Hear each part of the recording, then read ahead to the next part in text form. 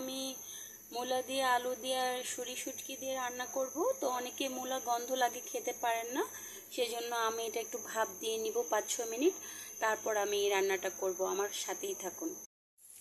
এখন কিছু হলুদ দিয়ে দিব, কিছু মরিচের গুঁড়া দিয়ে দিব,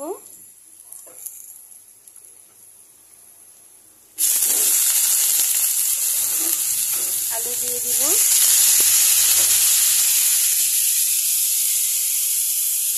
শুটকিগুলো দিয়ে দিব, দিয়ে এগুলো একবারে ভাজা ভাজা করব।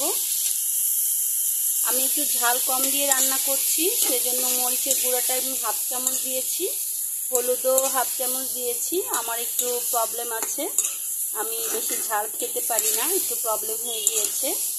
তো এই হলো আমার রান্না।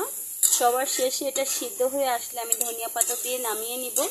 আমার ঝটপট মূলা দিয়ে আলু দিয়ে শুটকি দিয়ে কেমন হলো রান্নাটা অবশ্যই আপনারা জানাবেন, আমার সাথেই থাকুন। বন্ধুরা, আমার হয়ে গেল ঝটপট রান্নাটা।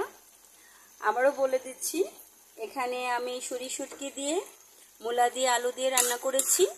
আর আমি এটা আরেকটু 5 মিনিট জাল করব, একদম মাখা মাখা করব। মরিচের পরিমাণটা একটু কম দিয়েছি, তাই টেস্টটা কম লাগবে, সেজন্য আমি একদম ভুনা ভুনা এটা করে ফেলবো। তো থ্যাংক ইউ বন্ধুরা, কে কে আমার সাথে ছিলেন, কার কার আমার রান্না ভালো লেগেছে অবশ্যই লাইক কমেন্টে জানাবেন।